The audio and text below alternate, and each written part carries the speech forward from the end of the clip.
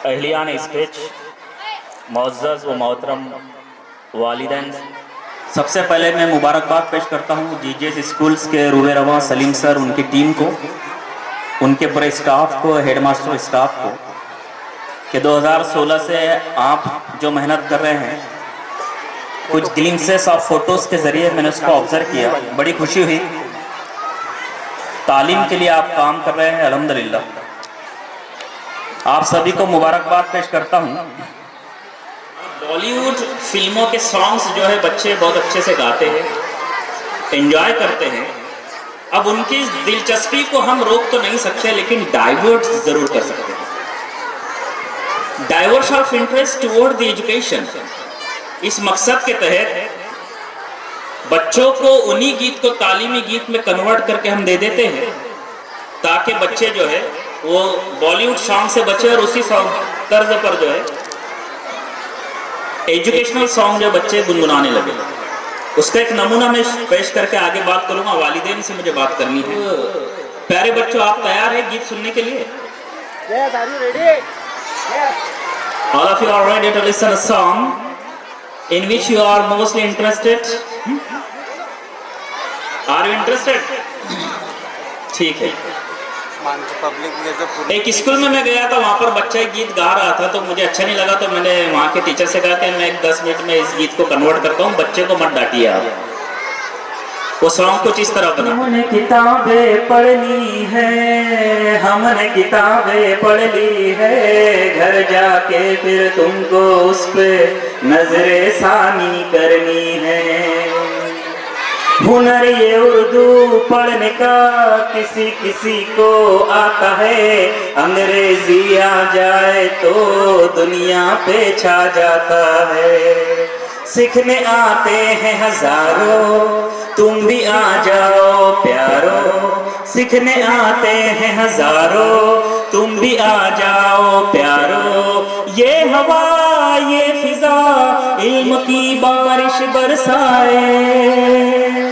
पढ़ लो जो किताब मेरे साथ, मुश्किल ही टल जाए। कर लो जो हिसाब मेरे साथ, मसला हल हो जाए। Thank you. अब जैसे ये गीत हुआ तो वहाँ के हेडमास्टर बोले कि 1992 में सर मैं एक गीत गाता था, अगर आप होते तो मैं एजुकेशनल गीत बना देता था। तो आप बोले उसको कन्वर्ट कर दो। वो गीत सुनिए आप, फिर हम आगे बढ़ेंगे। जो हेडमास्टर की फरमाइश पर एक गीत बना कि मैं 7वीं क्लास में था और यही गीत गाया करता था। तो बच्चों से इसमें रिक्वेस्ट कर रहा हूँ मैं जीजेस की जानिब से कि आपको स्कूल में आना है और पढ़ के दिखाना है। ये जो बच्चे आवाज कर रहे हैं इनको बैठा दीजिए। धीरे से स्कूल में आना, धीरे धीरे से पढ़ के दिखाना। उर्दू आए तो कैसा शर्माना, अंग्रेजी का है देखो जमाना। मसला रियाजी से देखो हम हल करते हैं, तारीख जुग्राफिया के संग हम चलते हैं। तजुर्बे साइंस के करके दिखाना, धीरे धीरे से स्कूल में आना। धीरे धीरे से स्कूल में आना, धीरे धीरे से पढ़ के दिखाना। उर्दू आए तो कैसा शर्माना, अंग्रेजी का है देखो जमाना। थैंक यू करते हैं। जहाँ का मैसेज आता है कि यहाँ जाइए, वहाँ पर दौड़े चले जाते हैं, ताकि अल्लाह हमको औलाद से सरफराज करे, औलाद से नवाजे। औलाद का ना होना भी आजमाइश है और औलाद का हो जाना भी आजमाइश है। जब औलाद नहीं होती है तो फिर सब्र की आजमाइश होती है, और जब औलाद हो जाती है तो फिर परवरिश की आजमाइश होती है, जो सब्र की आजमाइश से ज्यादा मुश्किल है। इसीलिए तो फिर उसी पर जन्नत भी अता फरमाई अल्लाह ने। आपको मुबारकबाद देता हूं कि अल्लाह ने आपको बेहतरीन और अच्छे बाअखलाक औलाद अता फरमाई। दूसरी मुबारकबाद कि उनके लिए अच्छे स्कूल और मदारिस का माहौल अता फरमाया। ऐसे गाँव में आपके बच्चे आए हैं जो वलियों का शहर कहलाता है। अल्हम्दुलिल्लाह एक बहुत बड़ी कलंदर जैसी शख्सियत के आगोश में आपके बच्चे और आप लोग जो है परवान चढ़ रहे हैं। आप तमाम ही मुबारकबाद के हकदार हैं। अल्लाह ताला ने कभी किसी इंसान से ये नहीं पूछा कि मैं आपको बनाने वाला हूं, बताओ क्या बनाऊं। इंसान से अल्लाह ने ये नहीं पूछा कि आपको तोता बनाऊं, बिल्ली बनाऊं, कुत्ता बनाऊं, जंगली जानवर बनाऊं, मक्खी बनाऊं, या कोई और पत्ता बना दूं, या कोई दरख्त बना दूं, या पत्थर बना दूं। इंसान से पूछा नहीं गया कि उसको क्या बनाना है। अल्लाह ने खुद, अल्हम्दुलिल्लाह, हमारे लिए खुश नसीबी की बात है कि अल्लाह ने हम सबको इंसान बनाया। अब इंसान बनाने के बाद अल्लाह ने ये चॉइस नहीं पूछी कि आपका जन्म अमेरिका में करना है, लंदन में पैदा करूं आपको, या इंडिया में पैदा करूं, कहां पर पैदा करूं। अल्हम्दुलिल्लाह, अल्लाह का शुक्र है कि अल्लाह ने हमको उसकी मर्जी से इंडिया जैसे मुल्क में पैदा किया। अब अल्लाह ने ये भी नहीं पूछा कि कौन से घर में पैदा करना है, हिंदू घर में पैदा करूं, मुसलमान घर में पैदा करूं, सिख घर में पैदा करूं, ईसाई घर में पैदा करूं, बुद्धिस्ट घर में पैदा करूं, कौन से घर में तुझे पैदा करूं, ये चॉइस पूछा था अल्लाह ने? किसी से नहीं पूछा। ना हिंदू घर में पैदा होने वाले बच्चे से पूछा, ना मुसलमान घर में पैदा होने वाले बच्चे से पूछा, ना सिख ना ईसाई। अल्लाह की मर्जी से हमको जो घर अल्लाह ने देना था उस घर में अल्लाह ने हमको पैदा कर दिया। ये भी नहीं पूछा कौन से माँ बाप होना, वरना आधे से ज्यादा लोग तो बोलते थे कि इंडिया में भेजेगा अल्लाह तो अंबानी और टाटा बिरला के घर में पैदा कर देगा। अल्लाह ताला ने अपनी मर्जी से पैदा किया। जब हम कोई कार, बाइक या कपड़े खरीदने जाते हैं तो अपनी मर्जी से कलर सिलेक्ट करते हैं। जिस जिल्द के साथ, जिस स्किन के साथ हम पूरी जिंदगी जीने वाले हैं, उसकी कलर का चॉइस करने का फैसला भी हमारे हाथ में नहीं था। उसमें कौन सा कलर, कौन सी स्किन होनी चाहिए, ये भी अल्लाह ने हमसे नहीं पूछा था। अल्लाह, अल्हम्दुलिल्लाह, अल्लाह ने जैसी स्किन हमको अता फरमाई, हमने शुक्र अदा किया और उसी स्किन के साथ हम पूरी जिंदगी जीते हैं। यानी अल्लाह ताला ने हमको बाय डिफॉल्ट पैदा किया है, लेकिन हमको जीने के इख्तियार दिए और कहा कि बाय डिजाइन जी लो। अब बाय डिजाइन कैसे जीना है, कैसे हमको अपनी जिंदगी को संवारना है ताकि आखिरत भी हासिल हो, इसके पूरे के पूरे तमाम लवाजमात, पूरी गाइडलाइन हमारे पास कुरान और हदीस की शक्ल में मौजूद है। जिसमें आज का मौजूद आपका फूड फेस्टिवल, ये भी उस डिजाइन की किस्म है। इस प्रोग्राम में मौजूद साइंस फेस्टिवल, जिसको साइंस एग्जीबिशन का नाम यहाँ दिया गया है, आई थिंक साइंस एग्जीबिशन, ये बहुत बड़ी एक बच्चों के लिए एक राह हमवार करता है कि बच्चे साइंटिस्ट भी बने। जरूरी नहीं कि साइंटिस्ट बनने के बाद वो साइंस से ही काम करे। बच्चा अंग्रेजी सिखा सकता है लेकिन वो साइंटिस्ट बन के सिखाए, वो साइंटिस्ट मेंटलिटी से सिखाए।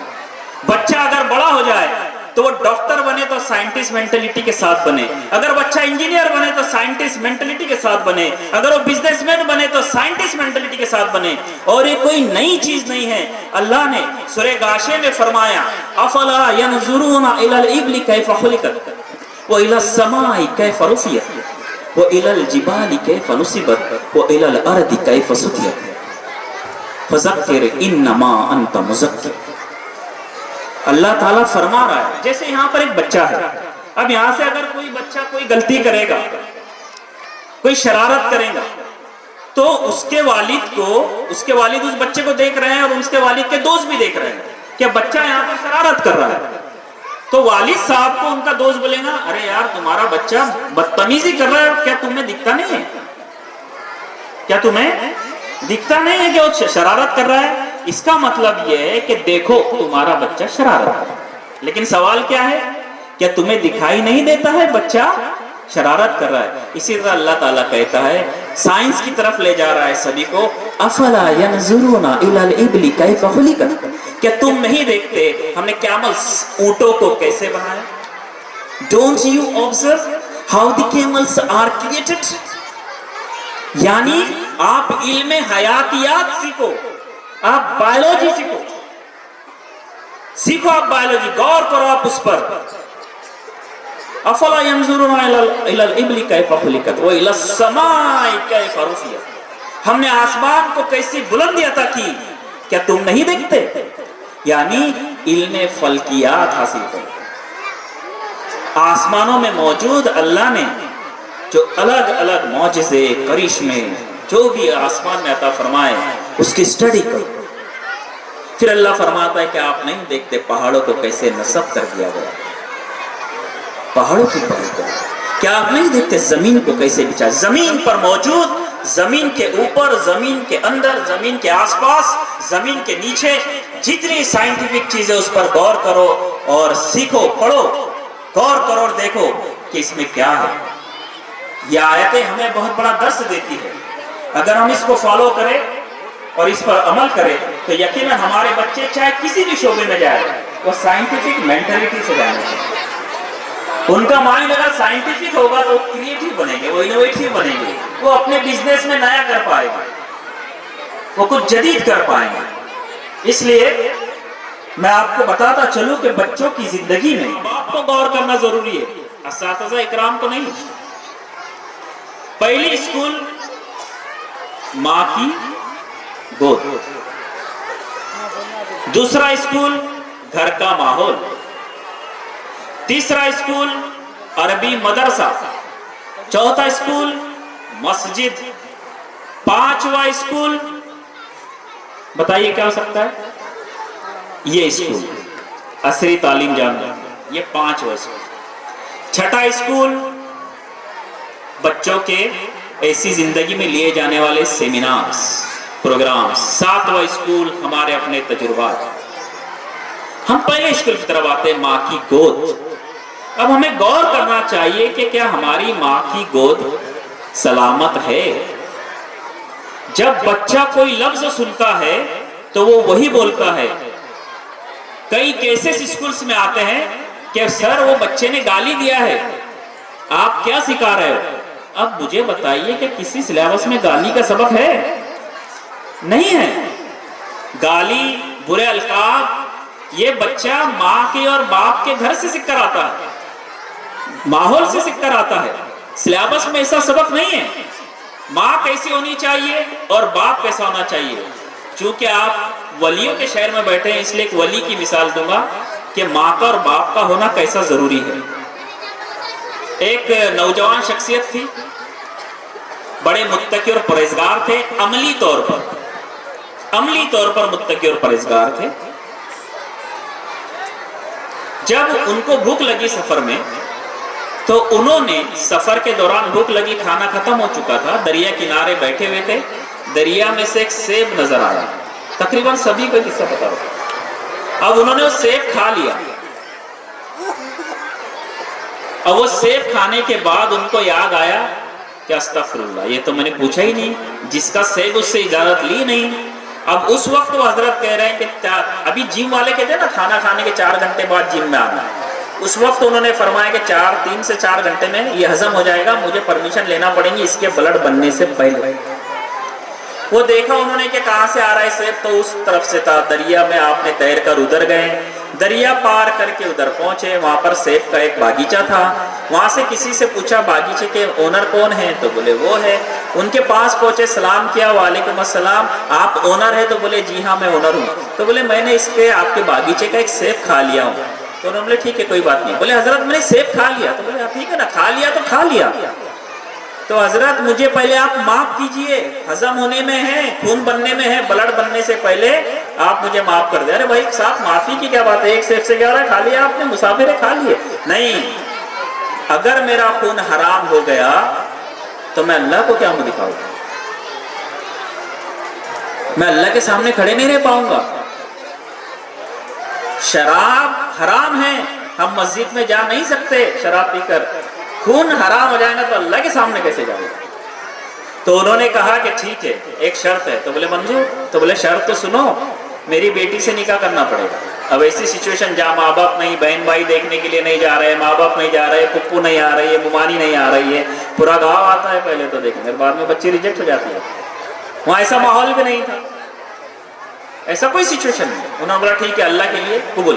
तो बोले सुनो बच्ची नाबीना है, सोचा उन्होंने कि अल्लाह के सामने शर्मिंदा होने से अच्छा है नाबीना बीवी को कर लो। बोले ठीक है चलेगा। गूंगी है, बैरी है, बोलती नहीं है, सुनाई नहीं देता है, बोले चलेगा। बोले हाथ पैर से लूली और लंगड़ी है, चलेगा कोई बात नहीं, आप पहले मुझे माफ कर दे ताकि अल्लाह के सामने मैं लूला लंगड़ा ना हो जाऊं, अल्लाह के सामने मेरी शर्मिंदगी ना हो। उन्होंने माफ किया, निकाह हुआ। निकाह के बाद सलाम किया, आवाज है वालेकुम सलाम। बाहर आए, बोले आपने जो कहा था वैसा तो नहीं है, आपकी बेटी तो सलामत है। तो उन्होंने कहा कि हाँ मेरी बेटी सलामत है। फिर उन्होंने कहा देखिए माँ कैसी होनी चाहिए, उसको उन्होंने फिल्माया यहाँ पर कि मेरी बेटी ने कभी झूठ नहीं बोला, कभी ऐसा जुमला नहीं बोला जो इस्लाम के और शरीयत के खिलाफ है, इसलिए मैंने कहा कि वो गूंगी है। मेरी बेटी ने कभी शरीयत और इस्लाम के खिलाफ कुछ गलत सुना ही नहीं, इसलिए मैंने कहा कि वो बहरी है। मेरी बेटी ने कभी कुछ गलत देखा ही नहीं, इसलिए मैंने कहा कि वो, और वो बाहर जब भी गई है तो जाती नहीं, और जाती है तो शरीयत की पाबंद होकर जाती है। तो मेरी बेटी शरीयत की मुकम्मल पाबंद है, उसको आप जैसा हलाल रिस्क कमाने वाला शोहर ही चाहिए था, इसलिए मैंने आपसे मेरी बेटी की शादी की शर्त रखी। और याद रखिए फिर क्या होता है, जब हलाल रिस्क कमाने वाला बाप और इस्लामी शार पर जिंदगी गुजारने वाली माँ होती है तो फिर वली पैदा होता है। अल्लाह ताला ने हम लोगों को जो हलाल रिस्क का मैसेज दिया है वो यही तो है ताकि हमारी औलादे वली पैदा हो। ये पहला मदरसा कितना इंपॉर्टेंट है। दूसरा है घर का माहौल। अब घर के माहौल तोते जो पैरट से देखे आपने, एक मर्तबा एक शिकारी ने 2 जुड़वा बच्चों का शिकार किया, तोते के जो जुड़वा बच्चों का शिकार करने के बाद उसने सोचा कि इनको बेचता हूं, पैसा अच्छा मिलेगा। अब 2 जुड़वा थे, 2 पिंजरों में रखा। एक मकान में जैसे आगे बढ़ गया तो उस मकान में जाने के बाद मकान वालों ने कहा कि हमको दे दो। उन्होंने उससे कुछ पुराना किस्सा है, दिनार वगैरह लिए, कुछ पैसे लिए, अशरफिया ली और दे दी। फिर आगे बढ़ा, इस तरफ एक मकान था, वहां पर दूसरे बच्चे को फरोख्त कर दिया। बच्चे को फरोख्त करने के बाद वो बच्चे दोनों घरों में परवान चढ़ने लगे, एक इधर के घर में और एक इधर के घर में। दोनों बच्चे बड़े हो रहे हैं। अब बड़ा होने के बाद हुआ ये कुछ सालों के बाद कि ये जो परिंदा था इधर का, वो पिंजरा तोड़कर उड़ गया। The bird of this side had flown away. उड़ गया वो, तोड़ डाला उसने पिंजरा। इधर का परिंदा अच्छा था, इधर के घर वाले बाहर जाने वाले थे, उन्होंने शिकारी को देखा तो बोले इधर आओ, आपने परिंदा हमको दिया था। तो बोले हाँ। तो बोले इसे आप रख लो, हम घर छोड़ के जा रहे हैं, सफर तवील है, इसको ले जा नहीं सकते, लेकिन इसका ध्यान रखना, हमने इसकी परवरिश बड़ी अच्छी की है, सिस्टमेटिक पाला है, इसको प्लानिंग के साथ बड़ा किया है, इसकी तरबियत बहुत अच्छी की है, इसका ध्यान रखना। तो बोले ठीक है। बोले कितना पैसा? बोले नहीं पैसा मत दो, इसकी तरबियत का ध्यान रखना ही हमारा पैसा है।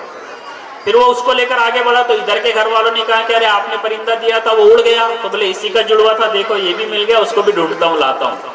अब शिकारी बड़ा एक्सपर्ट था, वो गया, बराबर ढूंढते ढूंढते उसने अंदाजा लगाया, उसको परिंदा मिल गया, उसका शिकार किया, दोबारा पिंजरे में रखा। अब दोनों उसके पास आ गए। तभी अचानक उस वक्त के बादशाह को सूझी कि मुझे परिंदे चाहिए, तोते, महल में।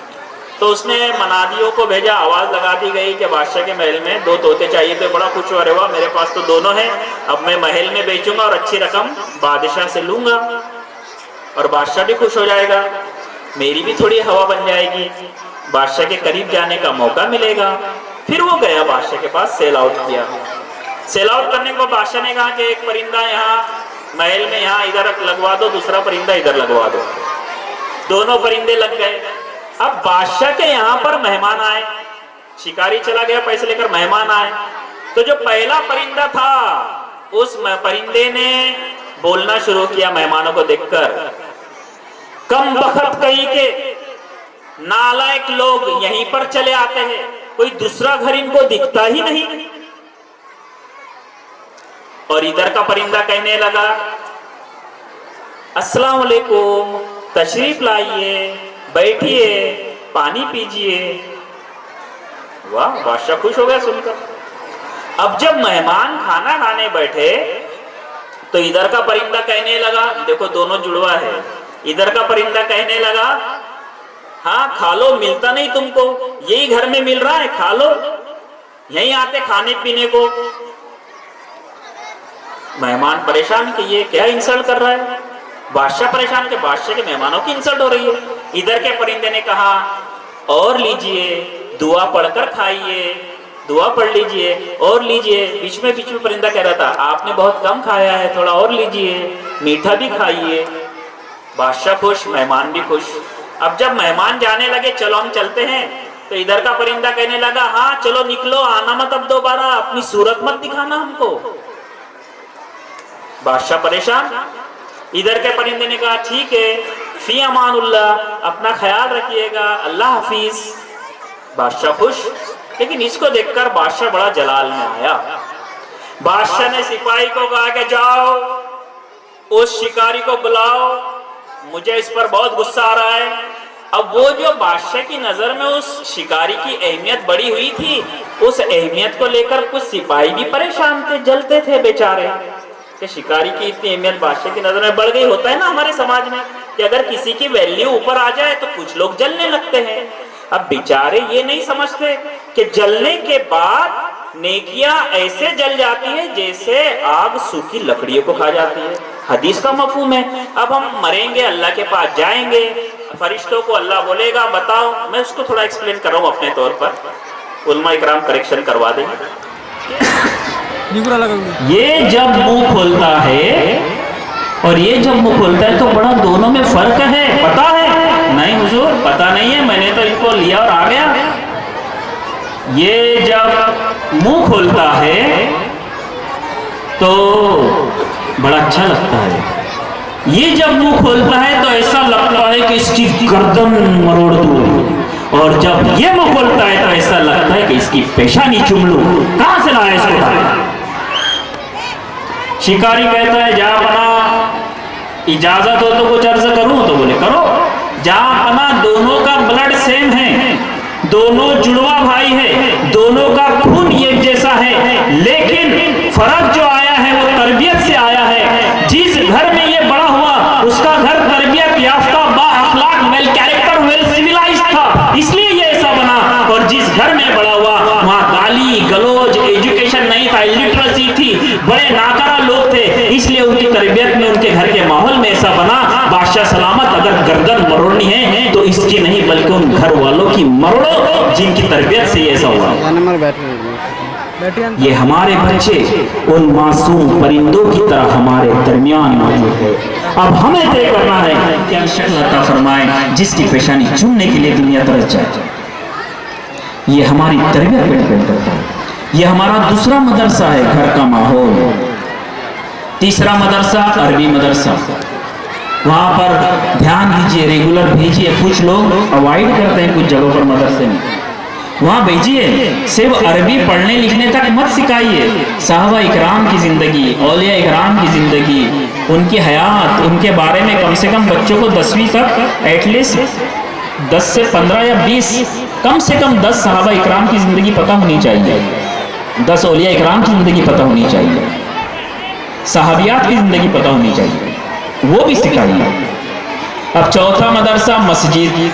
मस्जिद जो डिसिप्लिन सिखाती है वो डिसिप्लिन दुनिया की कोई भी स्कूल सिखा नहीं सकती। मस्जिद जो यूनिटी सिखाती है, यकसानियत, एकता, वो एकता दुनिया का कोई स्कूल सिखा नहीं सकता। एक अमीर बादशाह और उसका ही नौकर बाजू में खड़े रहकर नमाज पढ़ता है, बादशाह ये नहीं कह सकता कि मेरे बाजू में कैसे खड़ा है। ये भी हो सकता है कि बादशाह का गुलाम इमाम हो सकता है और बादशाह उसके पीछे नमाज पढ़ सकता है। इंसाफ का ऐसा तकाजा, यकजहती की ऐसी मिसाल और डिसिप्लिन, टाइम मैनेजमेंट की अगर सबसे बेहतरीन स्कूल है तो मस्जिद, माँ की गोद। दूसरा घर का माहौल, तीसरा अरबी मदरसा, चौथा मस्जिद, पांचवा जीजे जैसे स्कूल। और हमने तमाम तर डिपेंड हो गए पांचवें मदरसे पे। पहले 4 मदारिस का क्या, उसको कौन सीधा करेगा, उसको कौन ओके करेगा, उसकी लाइन ओके कौन करेगा, वहां पर बच्चों को कौन संभालेगा। ये मासूम बच्चे उस पतंग की मानिंद है जिसके नोक और पलक सवारे और बनाए ना गए सही तरीके से, और अगर ये आसमान की बुलंदी पर उड़ जाए तो इसको कटने में देर नहीं लगेगी, दोबारा पतंग हाथ में नहीं आएंगी। और ये बच्चे बड़े होंगे तो फिर माँ बाप बोलेंगे हमारा बेटा हमारे हाथ से निकल गया। अरे उसको परवाज देने से पहले तो सोचा होता, उसकी सही तरबियत तो की होती, ऐसे स्कूल और ऐसे मदारिस में एडमिशन करवाया होता जहाँ स्ट्रिक्टली डिसिप्लिन के साथ उसकी तरबियत होती हो।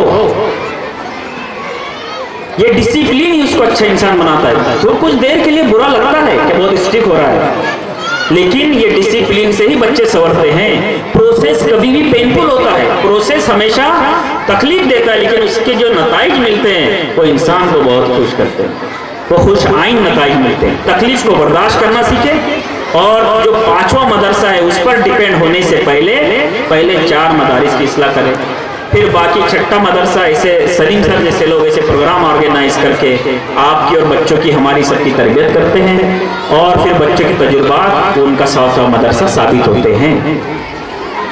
अल्लाह का शुक्र है कि अल्लाह ताला ने आपको ऐसे मदारिस अता फरमाए आप ही की शहर में जो असली तालीम भी दे रहे हैं, 6ठे मदरसे का काम भी कर रहे हैं। अब मैं आपसे गुजारिश करूँगा कि आप अपनी कौम के लिए अब गोल सेट करें, अपने बच्चों के लिए गोल सेट करें, छोटे छोटे गोल सेट करें, उसको अचीव करें। एजुकेशन पर ध्यान दें। पहला गोल, आने वाले 10 सालों तक हम कोई लड़ाई झगड़ा नहीं करेंगे, कोई गाली गलौज नहीं करेंगे, किसी से हसद जलन नहीं करेंगे, किसी की बुराई नहीं करेंगे, किसी की गिबत नहीं करेंगे। अगर कोई लड़ने आएगा तो उसको एक ही चीज बोलेंगे, भाई साहब आप जीत गए, आप बड़े हो। उसने पूछना ना कि ऐसा क्यों कर रहे हो यार, मैं तो तुमको गाली दिया हूं, तो बोलना मैंने गाली नहीं लिया, मेरे पास टाइम नहीं है। 10 साल तक हम सिर्फ हमारी कौम की, हमारे बच्चों की तालीम पर ध्यान देंगे। 10 साल तक सिर्फ पढ़ेंगे और सिर्फ पढ़ेंगे। जिस कौम ने आज अगर ये तैयार कर लिया कि आने वाले 10 साल तक सिर्फ पढ़ाई पर ध्यान देना है, सिर्फ एजुकेशन पर ध्यान देना है, और शुरुआत के 5 मदारिस को बिल्कुल सलामती के साथ ओके करके डिसिप्लिन के साथ चलाना है। 10 साल तक अगर कोई आपको गाली दे तो बेटा घर पे जाके बोलना मम्मी को कि अम्मी पानी की वजह से पड़ोसी खाला से झगड़ा मत कीजिए, पड़ोसी खाला को बोल दो कि हमारे पास झगड़े के लिए टाइम नहीं है, लड़ाई के लिए टाइम नहीं है, हम पढ़ाई पर ध्यान देंगे। 10 साल तक गोल सेट कीजिए कि 10 साल तक हम अपने घर में और अपने बच्चों में पहले शुरुआत के 5 स्कूल्स को बहुत खैरियत के साथ चलाएंगे। दूसरा गोल सेट कीजिए वो अपने एजुकेशन को लेकर और अपने हेल्थ को लेकर और अपने इकोनॉमिक्स और फाइनेंस को लेकर। अफसोसनाक बात मैं आपके सामने पेश कर रहा हूं, पूरे हमारे मुल्क भारत में 17 लाख मल्टीनेशनल कंपनीज जो मिनिस्ट्री ऑफ कॉर्पोरेट अफेयर्स में रजिस्टर्ड है, 17 लाख कंपनीज में 1% कंपनी भी मुसलमानों की नहीं है। 17 लाख कंपनीज में 0.4% है, 1% नहीं है। 7,500 कंपनीज स्टॉक एक्सचेंज मार्केट में रजिस्टर्ड है, 7,500, 7,500, जिसमें 1% कंपनी भी मुसलमानों की नहीं है। 860 टीवी चैनल से नेशनल लेवल के, उसमें एक चैनल नेशनल लेवल का भी मुसलमानों का नहीं है, और 440 बैंकिंग है, मल्टीनेशनल बैंकिंग नेशनल लेवल की, जिसमें एक बैंक भी मुसलमानों का इस देश में नहीं है। क्या गोल सेट कर रहे हैं? सिर्फ खाना है और सोना है ये गोल नजर आता है। गोल सेट कीजिए अपने एजुकेशन को लेकर, गोल सेट कीजिए अपनी हेल्थ को लेकर। क्या डाइट प्लान बनाया है कि नाश्ते में पीर के रोज ये खाएंगे, पूरे बच्चों को ये खिलाएंगे, दोपहर के खाने में ये होगा, रात में ये, ट्यूसडे को ये होगा, वेडनेसडे को ये होगा। अपनी फैमिली में प्लान चार्ट लगा के रखिए किचन में, ताकि वो फैमिली आपकी देखे और उसके हिसाब से आपका रोजाना का अलग अलग विटामिन और प्रोटीन हमारे बच्चों को मिले। सुबह भी वही डिश खा रहे बच्चे, रात में भी वही डिश खा रहे, कहां से हेल्थ प्लान आएगा? एक्सरसाइज का प्लान, मॉर्निंग में फजर के बाद अपने बच्चों को और अपने पूरे घर को एक्सरसाइज की आदत डालिए। इकोनॉमिकल प्लान बनाइए, फाइनेंशियल प्लान बनाइए। अमीर वो नहीं बनता जो कमाता है, अमीर वो बनता है जो बचाता है। बच्चों के फ्यूचर के लिए पैसा बचाइए। और इस तरह से अपने गोल को सेट कीजिए।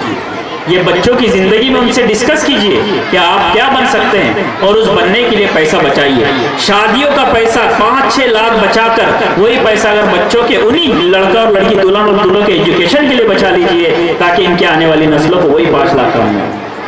वही पैसा बच्चों का जो शादी में लगने वाला है, वही पैसा बचाकर उनकी आने वाली नस्लों के नाम कर देंगे।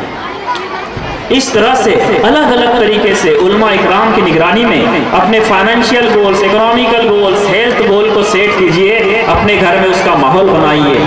और 2 चीज़ें मैं बच्चों से कहना चाहूँगा कि बच्चों को मोबाइल से दूर रखें। तमाम बच्चे, मैं किसी दिन आऊँगा तो बच्चों से बात करूँगा, 9वीं 10वीं के 8वीं से 10वीं के 12वीं के जो बच्चे हैं, टोटल 8वीं क्लास, समझदार बच्चे, अभी बच्चे मूड में नहीं हैं। मोबाइल को लेकर इंशाल्लाह मैं उनसे बात करूंगा और अल्लाह ने चाहा तो वो खुद मोबाइल छोड़ देंगे इंशाल्लाह। बहरहाल मैं आपको वो किस्सा सुना देता हूँ जिससे मोबाइल छूट सकता है और आप बच्चों को छुड़वा सकते हैं। एक मशहूर कंपनी है मोबाइल की, आप पहचानते नहीं। उस कंपनी के ओनर जो थे, अब मोबाइल कंपनी के ओनर है तो उनके पास यकीनी बात है कैसा मोबाइल होगा खुद की कंपनी का। सपोज आईफोन कंपनी है तो उनकी कंपनी के पास उनका मोबाइल होगा, उनकी कंपनी का। उनको 20 साल बाद, जैसे हम दोनों जब मिले, एक मरतबा 20 साल बाद जलगांव में मिले थे, आप एंगेजमेंट के लिए कुछ आए थे, किसी रिश्ता देखने में, तो हम ऐसे मिले कि हमारा मन ही नहीं होता था कि हम एक दूसरे को छोड़ दें। 20 ईयर्स बाद 2 दोस्त मिल रहे हैं। तो ऐसे ही कंपनी के ओनर की नज़र गई, शाम में 5 बजे जब कंपनी से उतर रहे थे तो उनको उनका दोस्त दिखाई दिया कैलिफोर्निया में। तो उन्होंने अपने ड्राइवर को और अपने पीओ को कहा कि जाओ और उसको बुला के लाओ, मुझसे मिलने का लो। वो गया उनका पीओ और कहा कि excuse me sir, my owner, my boss want to meet you. तो बोले कहाँ पर? वेयर? उनको लाया उन्होंने और वहाँ पर मुलाकात हुई। तो वो जैसी आए तो उन्होंने पूछा यस, तो ये हजरत जैसी पलटे, owner of the mobile company. अरे उन्होंने कहा अरे यू सपोज जॉब, उनका नाम जॉब्स था, ऐसा समझते हैं, जॉब्स। तो बोलता यस जॉन, मैं हूँ। दोनों गले मिले, अरे इधर किधर? जॉब ने जॉन से पूछा कि तुम इधर क्या कर रहे हो? तो बोले यार मेरा ट्रांसफर हुआ है, मैं अभी यहाँ आया हूँ एज ए CEO कंपनी का बनके। और ये तुम्हारी कंपनी है? बोले हाँ। अरे यार मैं भी तुम्हारी कंपनी का फ़ोन यूज़ करता हूँ, मुझे पता था कि तुम्हारी कंपनी है, लेकिन मुलाकात ही नहीं हो पा रही थी। तो बोले कितने बच्चे हैं? तो बोले 2 बच्चे हैं। तो बोले ऐसा करो फैमिली के साथ शाम में डिनर मेरे घर पर करो। You are invited for the dinner with me. I will wait for you. Please come on the time. It's 7:30. तो बोले ठीक है। शाम में 7:30 बजे इनकी फैमिली वहाँ खाने के लिए गई। खाने के टेबल पर जो ओनर ऑफ द मोबाइल थे, कंपनी थे, वो भी बैठे थे, जॉब, उनके दोनों बच्चे बैठे थे। इधर जो आए मेहमान वो बैठे हुए थे, उनका दोस्त बैठा हुआ था सामने। अब ये खाना होने के बाद डिनर टेबल पर, डाइनिंग टेबल पर जो मेहमान हैं, जो जॉन है उनका दोस्त, उसके बच्चे मोबाइल यूज कर रहे थे खाना खाने के बाद, और जो मोबाइल का ओनर है उसके बच्चे बैठे हुए थे आराम से। तो उस दोस्त ने पूछा कि अरे देखो मेरे बच्चों को मैंने आपका नया मोबाइल दिखाया, ऊपर से mobile for my children of your company, they are operating very nicely. आपके बच्चे कौन से यूज करते हैं? आपके बच्चे, उनके पास तो आने वाला वर्जन होगा, कंपनी जो लॉन्च करेंगे उससे पहले यूज कर रहे होंगे। तो जॉब ने कहा कि उन्हीं से पूछो मेरे बच्चे कौन सा यूज करते हैं, ask them what ever they use. John ने पूछा यस बेटा कौन सा मोबाइल यूज करते हो? तो एक 7वीं में था, एक बच्चा 9वीं में था। तो दोनों बच्चों ने एक साथ कहा कि sorry uncle we don't use mobile, माफ कीजिए हम मोबाइल यूज नहीं करते। कंपनी ओनर के बच्चे मोबाइल यूज नहीं करते, आपको हैरत हुई, उनके दोस्त को जॉन को भी हैरत हुई। जॉन ने बोला really you don't use mobile? John what is this, क्या है ये, व्हाई डोंट दे यूज? तो बोले आज दिन क्यों नहीं करते? बोले उनसे ही पूछो। तो उन्होंने पूछा कि क्यों नहीं करते हैं? तो छोटे बच्चे ने कहा, जो 7वीं क्लास में था, उसने कहा, इंग्लिश में कहा, मैं आपको उर्दू में बताता हूँ।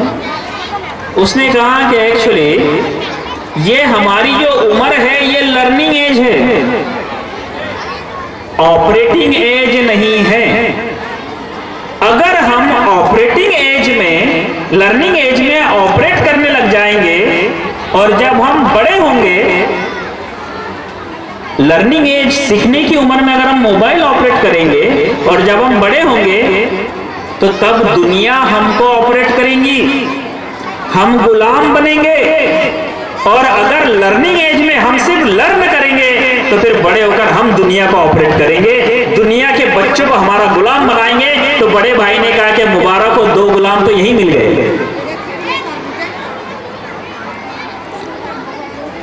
This is a fact of 2 families. Mobile learning age में चलाने वाले बच्चे गुलाम बनते हैं और लर्निंग एज में सीखने वाले बच्चे बादशाह बनते हैं। डिसीजन आपको लेना है कि आपके बच्चे को क्या बनाना है। माँ परेशान है, 3 साल का बच्चा कहता है मोबाइल नहीं होगा तो मैं खाना नहीं खाऊंगा, मस्ती कर रहा है, माँ मम्मी को काम नहीं करने दे रहा है। उसके साथ घर में खेलिए आप, वो मोबाइल यूज नहीं करेगा। छोटे छोटे खिलौने मिलते हैं प्लास्टिक के या क्रिकेट, जो भी बॉल्स हो, जो भी। मम्मी नहीं खेल सकती, वालिद को खेलने लगाइए। कोई घर में बड़ा होगा उसको बुला लीजिए। बच्चे का लर्निंग एज वेस्ट मत कीजिए। शुरुआत के 5 साल तक 95% बच्चे का ब्रेन ग्रो करता है। अगर उस 5 साल तक उसके ब्रेन पर काम नहीं किया गया तो फिर बच्चे का ब्रेन उस तरह से ग्रो नहीं कर पाता। शुरुआत के 5 साल की उम्र बहुत अहमियत है। एक मर्तबा नेपोलियन बोनापार्ट के पास एक माँ आई, बोले मेरा बेटा 8 साल का हो गया, सुनता नहीं, इसको तालीम के लिए थोड़ा तंबी कर दीजिए, नसीहत कर दीजिए। नेपोलियन बोनापार्ट ने कहा कि माई आप बहुत लेट हो गई, बहुत बड़ा हो गया 8 साल का बच्चा, ये तो 3 साल से शुरू कर देना था आपने। तो आपसे गुजारिश है, अपने गोल सेट कीजिए, अपने बच्चों को मोबाइल से बचाइए। और एक बहुत बड़ी रिक्वेस्ट मैं आपसे करने जा रहा हूं कि अपनी जिंदगी में झूठ ना बोले और ना बच्चों को बोलने दे। झूठ ना बोले और ना बोलने दे। झूठ ना बोलने से उनका कॉन्फिडेंस बढ़ेगा, झूठ ना बोलने दे, उनका कॉन्फिडेंस बढ़ेगा और अल्लाह की मदद हासिल होगी। और चीटिंग से रोके। जिस कौम में चीटिंग शुरू हो जाती है उस कौम के बच्चों को उनके साथ दुनिया ऐसे चीटिंग करती है, वो दुनिया के पैरों में ऐसे आते हैं जैसे फुटबॉल आता है। चीटिंग से रोकिए। हम लोगों ने कई लोगों को चीटिंग करते हुए पकड़ा, बच्चों को डिबार किया। वहां पर माँ बाप बिल्डिंगों पर चढ़कर चीटिंग करवाते हैं बच्चों को 10वीं 12वीं के एग्जामिनेशन में। अफसोस की बात है कि कुछ असातिज़ा इकराम भी जो है वो बच्चों को चीटिंग करवाते हैं। और जब उनसे पूछा गया माँ बाप से, रिश्तेदारों से कि चीटिंग क्यों करवा रहे हो, तो बोले सर बच्चा 10वीं पास हो जाएगा, 10वीं का सर्टिफिकेट कुछ लाइसेंस के काम आ जाएगा। और सर हम मदद कर रहे हैं थोड़ी बहुत, ज्यादा नहीं। क्या कर रहे हैं सर? बच्चों की मदद तो कर सकते हैं ना, तो हम उनकी मदद कर रहे हैं। एक किस्सा सुना के अपनी बात खत्म करूंगा। साइंस एग्जीबिशन से रिलेटेड किस्सा है। एक 9वीं क्लास के टीचर ने अपने 9वीं जमात के बच्चों को साइंस लैब में लेकर गए। साइंस लेबोरेटरी में ले जाने के बाद बच्चों को कहा कि ये सामने जो अंडा रखा हुआ है ये तितली का अंडा है, इसमें से अब तितली का बच्चा बाहर आने वाला है। टीचर ने कहा कि इसको ऑब्जर्व करना है, इसको सिर्फ देखना है, कुछ नहीं करना, छूना मत, हाथ मत लगाना। अचानक प्यून आया और प्यून ने कहा कि सर आपको हेडमास्टर सर ने बुलाया। तो बोले ठीक है बच्चों का मैं जाके आता हूँ, आप सिर्फ ऑब्जर्व करो, देखना, कुछ मत करना। सर चले गए। अब तितली में से अंडा बाहर आने की कोशिश कर रहा है, अपनी ताकत लगा रहा है। अंडा बाहर आते देखते हुए बच्चों में आपस में बातचीत हुई, छिमागोइया हुई। एक बच्चा आगे बढ़ा, उसने अंडे को खोल दिया। अंडे को खोलना था कि बच्चा मर गया। उतने में उस्ताद आया, उस्ताद ने पूछा अरे ये मर कैसे गया? तो बच्चे एक दूसरे को देखने लगे। उस्ताद समझ गए कि कुछ तो गड़बड़ है, दया। अब बच्चों से उन्होंने पूछा कि क्या बात है, क्या हुआ? तो एक बच्चे ने कहा कि सर माफ कर दीजिए, आपने कहा था कि ऑब्जर्व करो, लेकिन सर वो उसकी ताकत लगा रहा था, वो ताकत कम पड़ रही थी, तो हमने क्या किया, थोड़ी हल्की सी मदद कर दी। सर हमको क्या मालूम था कि मदद करने से मर जाएगा। उस्ताद ने जो जवाब दिया, उस जवाब को सुनाने के लिए मैंने आपको किस्सा सुनाया। उस्ताद ने कहा कि जिस ताकत का इस्तेमाल करके वो बाहर आने वाला था, वही ताकत तो उसको जिंदा रखने वाली थी। अब वो क्या खाक जिंदा रहेगा? जिस ताकत का इस्तेमाल करके हमारे बच्चे पूरी दुनिया पर छाने वाले हैं, अगर वही ताकत उनको इस्तेमाल न करनी जाए तो फिर वो गुलाम नहीं बनेंगे तो फिर क्या बनेंगे। अपने बच्चों को, अपने माहौल को, अपने घर को, अपनी स्कूल्स को, अपने मदारिस को, अपने आप को झूठ से रोकिए, कॉन्फिडेंस बढ़ेगा। चीटिंग से रोकिए, नॉलेज बढ़ेगा। कोई भी कोर्स, कोई भी डिग्री, उसको सर्टिफिकेशन मत बनाइए, उसको क्वालिफिकेशन बनाइए। कोई भी एजुकेशन को इंफॉर्मेशन मत बनाइए। कागज के टुकड़े पर दिखने वाले 100 में से 92 मार्क्स अगर है तो अपने बच्चों को कहिए कि साबित करके तू 92 के काबिल है। वरना बच्चे 10वीं में 92 लेते हैं और साइंस का उसको मजामत क्या है पता नहीं, बरकी रो क्या है पता नहीं, बरकी कवा पता नहीं, ओम्स लॉ पता नहीं, उसको वेक्टर पता नहीं, एस्केलेटर पता नहीं, कहां से मिल गए मार्क्स। इसलिए मेरी गुजारिश है कि अपने घर का माहौल बनाएं, बच्चों के क्वालिफिकेशन को क्वालिफिकेशन बनाएं, उनके एजुकेशन को नॉलेज बनाइए और उनके एजुकेशन को कोर्स नहीं फोर्स बनाइए। जब ये फोर्स बनेगी तो इंशाअल्लाह हमारे बच्चे, हमारी कौम वो दूसरी कौमों को इंस्पायर करेंगी। हमारे बच्चों की स्किल को सही इस्तेमाल कीजिए। स्किल की मिसाल देकर मैं आपसे विदा लेना चाहूँगा कि जो स्किल्स होती है अगर उसका इस्तेमाल सही नहीं किया गया, सलाहियतों को सही दिशाएं, सही समत नहीं दी गई तो फिर बिगाड़ पैदा होता है। आप जानते हैं कि कतरना क्या होता है। आपको कागज कतरते आता है, कपड़ा कतरते आता है। अल्लाह ने हर इंसान में कतरने की सलाहियत दी। अभी यहाँ पर कुछ दे दो, बच्चे कतर डालेंगे, कुछ ना कैंची दे दो कतर देगा कोई नहीं। कैसा कतरे जाएगा उसको अहमियत नहीं है, लेकिन कतरना तो सभी को सिखाया अल्लाह ने। ये सलाहियत दी अल्लाह ने कतरने की। अब उस सलाहियत को जब टेलरिंग की दिशा मिलती है, टेलरिंग की समत अता होती है, जब उसी कतरने की दिशा को टेलरिंग की तरफ मोड़ दिया जाता है और बच्चा उस पर मेहनत करता है तो बेहतरीन टेलर बनता है। ऐसा टेलर बनता है जिसकी मिसालें दी जाती है, जैसे मालेगांव के मास्टर टेलर जिनके पास आमदार भी कपड़े सिलाते तो 1 महीने का वेटिंग लगता है। ऐसे टेलर बनता है बच्चा। सलाहियत कौन सी थी? कतरने की। जब उसी सलाहियत को मेडिकल फील्ड की तरफ मोड़ा जाता है तो फिर बच्चा बेहतरीन सर्जन बनता है, और जब उसी सलाहियत को गलत दिशा मिलती है तो फिर वो जेब कतरा भी बन जाता है। स्किल, सलाहियत सेम, दिशा बदल गई, रिजल्ट बदल गए। इसलिए आपसे गुजारिश है अपने बच्चे की सलाहियतों को पहचान कर उसको काबिलियत में कन्वर्ट कीजिए। जब बच्चा काबिल बनेगा, काबिलियत पे मेहनत करेगा तो फिर वो फनकार बनेगा। जब वो फनकार बनेगा तो फिर दुनिया के सामने शाहकार बनकर आएगा, और जब कोई शाहकार बनता है तो शाहकार मिसाल बनता है, और मिसालें याद ही नहीं रखी जाती, मिसालें दी जाती है।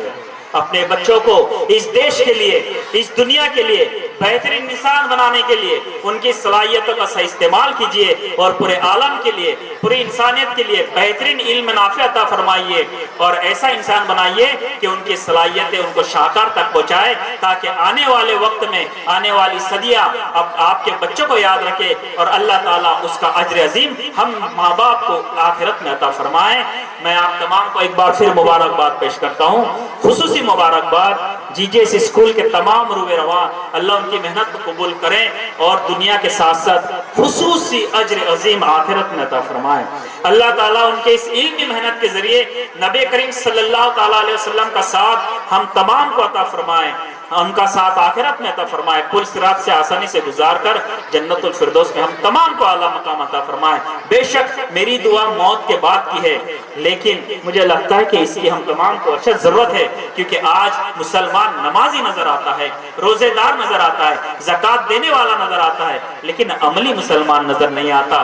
मेरी रिक्वेस्ट है सर, जीजीएस स्कूल में ऐसे बच्चे तैयार कीजिए जो डॉक्टर ना हो बल्कि अमली मुस्लिम डॉक्टर हो, जो इंजीनियर ना हो बल्कि मुस्लिम इंजीनियर हो, जो कलेक्टर ना हो लेकिन मुस्लिम कलेक्टर हो। वरना लोग जितनी तालीम हासिल कर रहे हैं उतने बड़े घोटाले कर रहे हैं। क्या कभी रिक्शा वाले ने घोटाला किया? क्या कभी ठेले की दुकान वाले ने घोटाला किया? जितना हाईली एजुकेटेड उतना हाईली घोटाला। ऐसी तालीम किस काम की?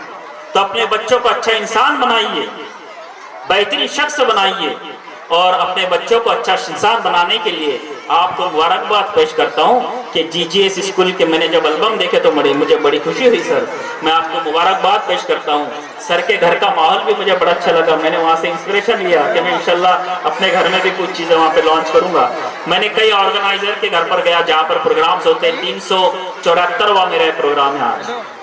373 घरों में मैं गया, लेकिन वहाँ पर जो है ऐसे चीजें नहीं दिखी जो सर के घर में दिखी है। जिनका घर सलामत होता है वो दुनिया के लिए सलामती लेकर आते हैं। आप तमाम को मुबारकबाद। मैं एक बार फिर शुक्रगुजार हूँ कि सर ने मुझे यहाँ पर बुलाया, आपसे गुफ्तगू करने का, आपसे मुखातिब होने का मौका अता फरमाया। आप तमाम को मुबारकबाद पेश करता हूँ कि अल्लाह ने जो औलाद दी है उसको कभी बुराई पर उसकी सराहना मत कीजिए। अगर कोई आकर बोले कि आपके बच्चे ने ऐसा किया है तो उसको ये मत बोले कि तू कौन होता है बोलने वाला। उससे पूछिए, उसको सीरियसली लीजिए कि आपके बच्चे की गलती अगर यहीं पर सुधर जाएगी तो फिर वो उड़ेगा, तो फिर वो गलत नहीं उड़ेगा। आपके बच्चे की गलती यहीं पर सुधर जाएगी तो लाइन जितनी दूर तक जाएगी सीधी रहेगी। अगर शुरुआत में ही टेढ़ी हो जाएगी तो जितनी दूर जाएगी उतनी टेढ़ी होती चली जाएगी। आप तमाम से गुजारिश है, मुबारकबाद के साथ आपसे गुजारिश करता हूँ कि आप अपने बच्चों की बेहतरीन तरबियत कीजिए। 10 साल तक सिर्फ तालीम, इस नारे के साथ आगे बढ़िए। पड़ोसियों को बोलिए, हर मिलने वाले साथी को बोलिए, हर मिलने वाले रिश्तेदार और दोस्तों को बोलिए, हर कौम को बोलिए, हर हिंदू मुस्लिम सिख ईसाई को बोलिए कि 10 साल तक सिर्फ तालीम, कोई झगड़ा नहीं, कोई फसाद नहीं, कोई हसद नहीं, कोई जलन नहीं, कुछ नहीं। हम सिर्फ तालीम पर ध्यान देंगे। तालीम का माहौल बना लीजिए 10 साल तक और मिसाल बनिए। लोगों ने कहना चाहिए कि मंगरुल पीर के वो वालिदैन ने जो तालीम का माहौल बनाया है उसी माहौल की आज जरूरत है। आप तमाम को एक बार फिर मुबारकबाद पेश करता हूँ। इन अशार के साथ अपनी गुफ्तगू खत्म करता हूँ। सलीम सर की नजर, जीजेस की नजर ये अशार कि इन्हीं मेहराबों से एक रास्ता सदरंग निकलेगा, इन्हीं मेहराबों से एक रास्ता सदरंग निकलेगा। सफर जब खत्म होगा हर मुसाफिर दंग निकलेगा। मुझे अपनी ही कोशिशों में लगा रहने दो, फिर देखो मैं जिस पौधे को छूलूंगा वो खुश रंग निकलेगा। वमा अलैना इल्लल बलाग। जज़ाकल्लाहु खैरन कसीरा। मुझे सर ने 60 मिनट दिए थे, 59.30 सेकंड हुए हैं, 30 सेकंड बचे। खुदा हाफ़िज़।